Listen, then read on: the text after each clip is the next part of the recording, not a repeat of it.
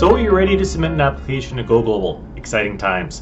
Let's show you how to do that. So on our website, we're going to go into our Upbound Exchange program. If you're applying for a summer program or a global seminar program, navigate to those pages respectively, although they will take you to the same application portal as I'm about to show you. The application process can be slightly different depending on the experience that you're applying for though. So once you're into this page, you'll see on the sidebar that there is a link to apply. There's also links further down this page that you can click into in order to get into the application page. Once you're on here, you can scroll down and you'll see there's a variety of information to support your actual application process. So we're just going to quickly go through these because these are the steps you want to take to ensure that you are submitting an eligible application to Go Global. So you click into review eligibility criteria. We covered eligibility in a previous video, so I'd encourage you to go back and review that if you need to. Once you've determined that you are eligible to apply, you review the key dates to make sure that you apply by the respective deadlines. Again, this was in a previous video as well, but we encourage you to apply during round one if at all possible, making sure that you apply by the respective deadlines. After that, you choose your top 3 schools, and this is where you rank them first, second, and third, because that's the order that we try to match you to them in. So if we can match you to your first choice, we do not look at your second or third choice. If we cannot match you to your first choice, then we'll go on to your second choice, third choice, etc. And if we are not able to match you to any of your top 3, we will work with you to find a 4th choice that works for you. So that way, as long as you are eligible for Go Global, know that you will be matched to a partner school. We just don't know which one until we've gone through our full application process. When you're looking at this information here, if you're a management student, please make sure that you're aware of the stipulation around management and commerce, because those experiences are very different depending on whether you're looking at a management or a commerce school. Going into supporting documents, we'll see that there are 2 documents that you need to submit with your application. The first is the Go Global Study Plan, and the second is the Go Global Budget Planner. I'll show you how to complete both of those as we work through the actual application itself. In regards to the additional documents, as you scroll down here, you'll see students in full year courses would need to submit an interim grade form. You will be prompted if we need this form from you after we've received the application, so there's no need to submit this early on. If you want to be on top of it, you definitely can, but oftentimes the instructors won't be able to complete this until later in December, which is after our application deadline anyways. So there's no need to put that in right now. For your application, you can see in here that there's a few details around how to submit your application and which experiences to choose. You can see that we have select the Uniwide or the UBCO option where available. Usually most applications from the Okanagan do go through the Uniwide experience, and I'll show you what those look like as we work through the application. There is the occasional partner that has the UBCO option, so I'll show you where to find that as well. Engineering students, when it's available, you should choose CIE or engineering, and also make sure that you choose the correct term dates when you are selecting what to apply for. If you start an application for a summer partner, you will not be able to add winter experiences onto there. Similarly, if you have summer application started for one of our partner schools, you cannot add a research experience onto that. So each application is locked to whatever the first choice you make on that application is. So if you choose term 1 to University of Melbourne, you would not be able to add a summer experience onto that, for example. After the application deadline, we will pull all the applications and you will receive an email saying that the Go Global fee has been posted to your account. Generally, it's due in early January, but you will receive an email with exact confirmation of the date for when this will be due. There's also after you apply process, there's a few details that you can review here and the final steps of what happens after you've been accepted into the program. But for now, let's focus on how to apply. So there's 2 buttons you can click. You can either go into Apply to Go Global, which will take you into our Gateway application system, or you can also click under the drop down for Submit Your Application. There's an Apply Now button. They'll both take you to the same place. Once you've logged in, this is what it will look like for you. So once you've gone into search experiences, you'll now be able to start your application. The best way to do this is to search for your first choice school. Since we've already talked about Melbourne in this video, you'll type that in. And once Melbourne's up, you'll see that there's a variety of options available for how to apply for this. You'll see that there are a variety of options that have different tags on the end. So this is the one where I was talking about before, where it's -Uniwide Study, and that's the one you'd want to choose when you're starting this application. The law, commerce options are just for students in Vancouver, so management and commerce students from UBCO should not select the commerce option because you're not eligible to study through that. It's just for the Vancouver students.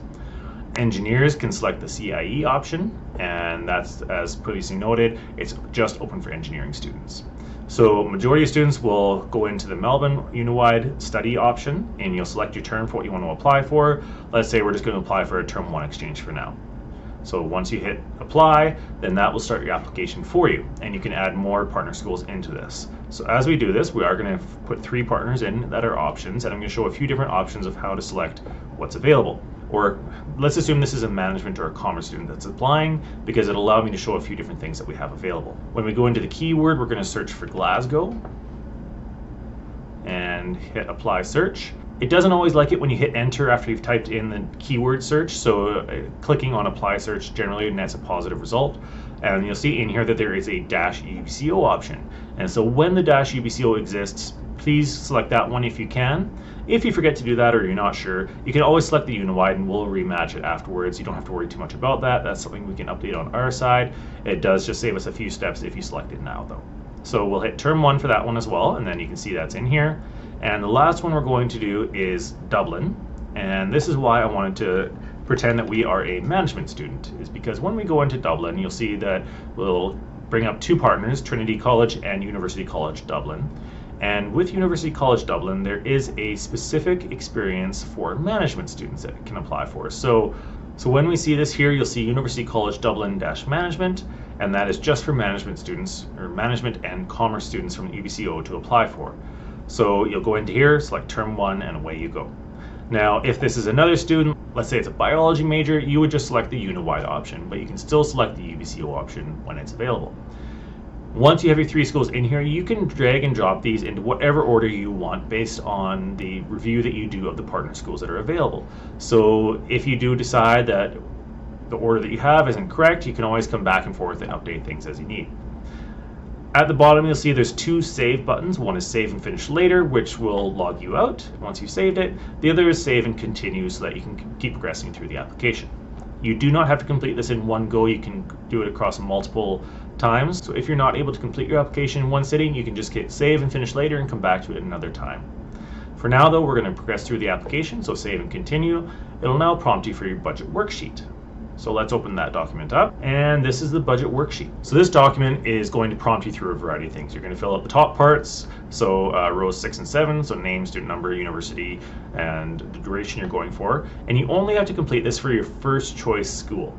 So this is just so that you can get an idea of what the costs are going to be of going on exchange, including a reminder that tuition is generally paid to UBC for the majority of our experiences. If you're going in the summer, it could vary between paying tuition to the partner institution or to UBC, but if you're going during the winter terms, chances are very high that you are paying tuition to UBC. And we've reviewed that in a previous video of how to determine that. When you're going down, you can look to see a variety of things. You may find that student reports, again mentioned in a previous video, student reports are a great way to see what some of the expected costs will be, as well as other resources like Numeo's cost of living calculator, which is a fantastic resource if you don't have familiarity with the local cost of goods in the place you're going to.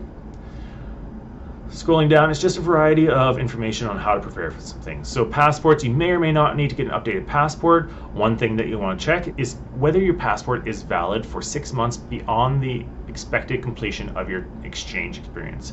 So if you're set to go on exchange, let's say you're going to Australia for a term 1 experience, you'd be going from July to November, and if your exchange concludes in 2026, so November 2026, your passport should be valid through to the end of May 2027.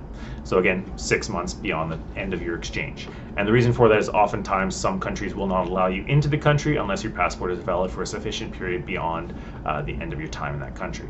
That range of time can vary depending on the country you're going to, so it might be worth doing a bit of research to see if you can find an answer on that. It's pretty rare to have anything beyond 6 months, but there are a couple countries that do ask for something a little bit longer, and some that will be as short as 3 months. So just making sure that your passport is valid for the period beyond, and this is just a reminder to check for if you have to renew your passport, what does that cost for you, as well as any visa costs for the country you're going to. Now, we're not looking for full accuracy in this document. What we want to see is that you've at least given some thought to it and come up with a reasonable budget. Obviously, some costs are going to vary depending on multiple of factors like the currency conversions, what the cost is actually going to be once you get there. Are you very thrifty? Do you like to just go with the flow and spend money where you're able to? So there's a few things that are a little bit different depending on the individual, but trying to complete this as thoroughly as you can at this stage. It's a resource for you so that you can prepare for your exchange as best as possible. Scrolling down a little bit further, you'll see there's some information on funds to support your experience. This is again some information for yourself. As a reminder, you are fully eligible for student loans while you're on exchange if you already receive them. And we also have a link on here for our Money Matters page, which has a list of scholarships, awards, and bursaries. If you download this worksheet from the application in Gateway or from the Vancouver website, this will have a Vancouver link in it. But if you're downloading it from the Okanagan Go Global website, then it has the Okanagan link in it. So it doesn't matter which version of the form you complete, it's just a matter of the link is more accurate if you download from the Okanagan website. If you need help with the budget, you're welcome to stop by and ask our office. But generally, as mentioned, we're just looking for you to complete this as best you can with the information available to you. We're not looking for full accuracy on it. Once you've completed your budget worksheet, you're going to attach it to your application. So you're going to drag and drop it into here. You can also click choose file and navigate to it that way, and then save and continue. We're on to the proposed study plan now. And the proposed study plan is not you saying that these are the courses you're going to take, but rather giving us an idea that you've actually spent time looking to see what courses are available at the partner school and given some thought to how they're going to transfer back towards your degree requirements. So when we look at the study plan document, you'll see in here a variety of factors to consider when you're completing the document. So make sure you fill out the top section along with the check marks, and then scroll down after you've reviewed everything, and you're going to start completing one of these for each of your partner schools. So you can see there's a first choice, and as you scroll down, there's more pages for your second choice and your third choice schools. Again, making sure you put in that information, so what the term dates are, check the box, and then you're going to start listing some courses.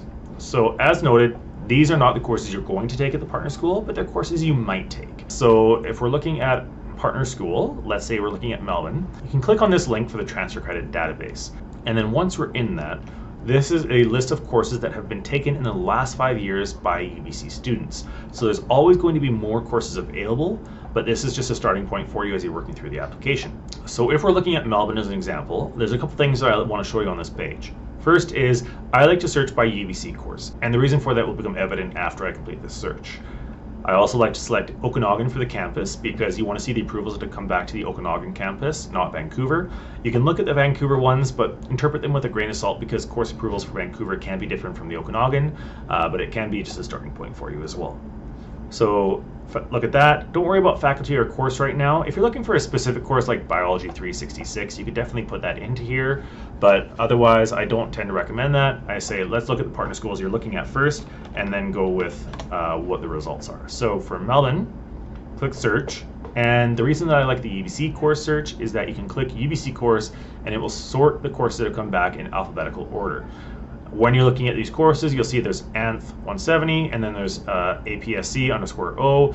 The _O, whether that's included or not, depends on whether it was before Workday was introduced or after Workday was introduced. So Workday now uses the _O notation. So you can select a course regardless of whether it has the _O or not, because they all come back to the Okanagan and they've been approved for such.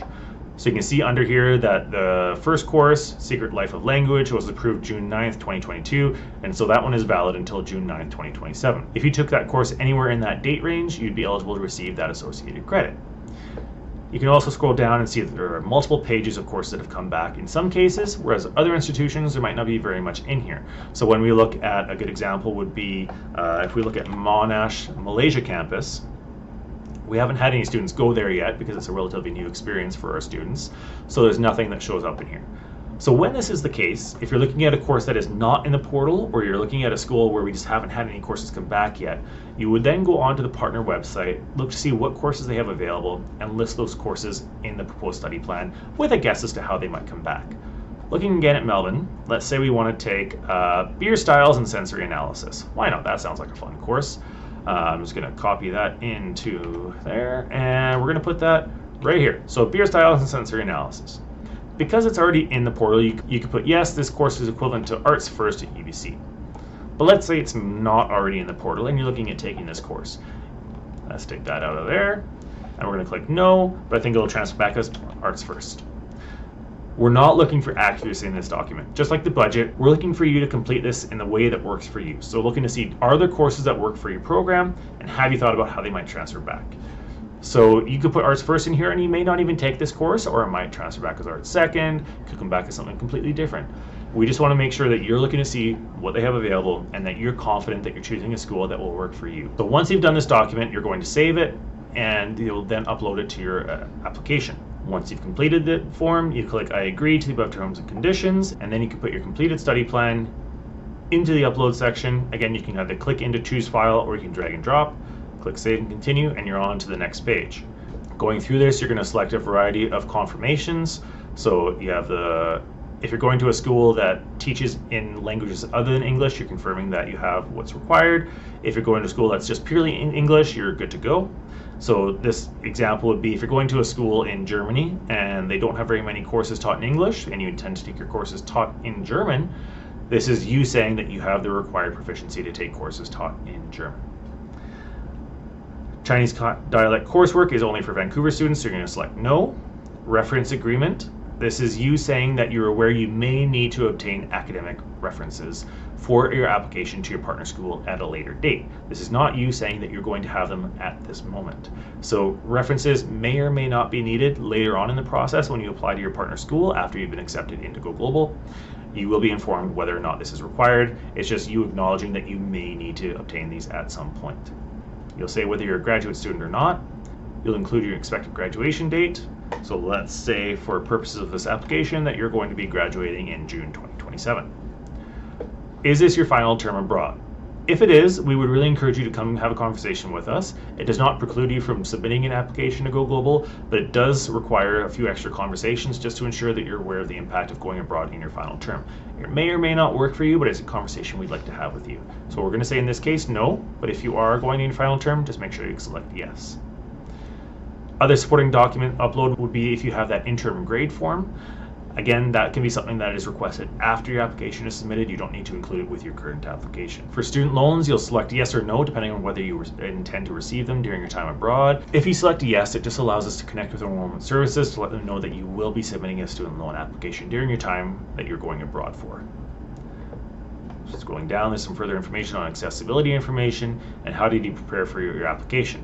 If you watch these videos, you watch the Go Global 101 videos, or as they're now called, the Global Glimpse videos. We just haven't updated that on here yet, and click Save and Continue. You'll want to go into Workday to ensure that the information in there is correct in terms of address, contact information, so phone number, email, etc., so that we send information to the correct place.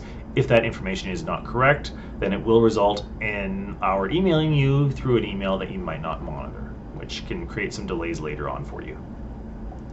Terms and conditions, you'll go through and make sure that you're selecting yes to all these different pieces. Basically, you've reviewed the minimum eligibility criteria, you're aware of the pre-departure steps that'll happen, the financial responsibility pieces, aware of the Go Global fee. I'll leave it to you to review all the information in these sections. I'm not going to cover them right now. I just wanted to quickly cover them and touch on any points that we usually get questions on.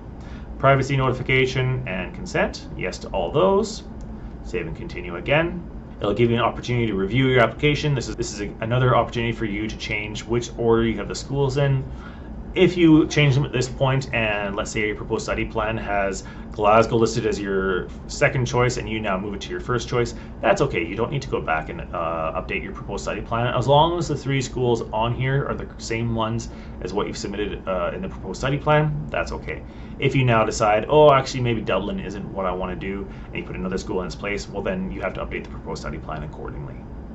You'll go through, it'll give you a chance to review all the responses that you provided, and once you've confirmed that everything looks good, you click Save Application, and that'll save it. And now you'll see this big green box at the top saying, please click Submit to complete your application. And you'll see on the left, Submit your application. You can either click the blue link or the button. Once you've done that, congratulations, your application has been submitted.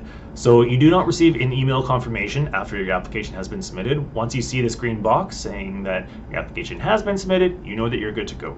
We do not review applications until after the Go Global deadline, which means that you will not hear anything from us until likely the second last week of December or so, which is when we let you know that the Go Global fee has been posted to your account. If you would like confirmation that your application was submitted okay, you're absolutely welcome to reach out to us. But again, once you've seen this box, you know that things are good to go. And another way to see that your application has been submitted is when you go back to your application, so you can click Return to List, My Application. It should show you here that your pre-accept status is pending, and that means that we are in the process of reviewing applications.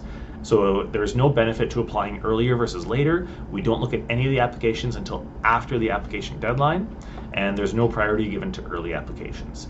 The benefit of completing your application early is that it's done. You don't have to worry about it later on, but you have lots of time to have conversations with us leading up to the application deadline, which is noted on our website. Otherwise, if you have questions regarding the application, you're welcome to reach out at any time, and we look forward to hearing from you.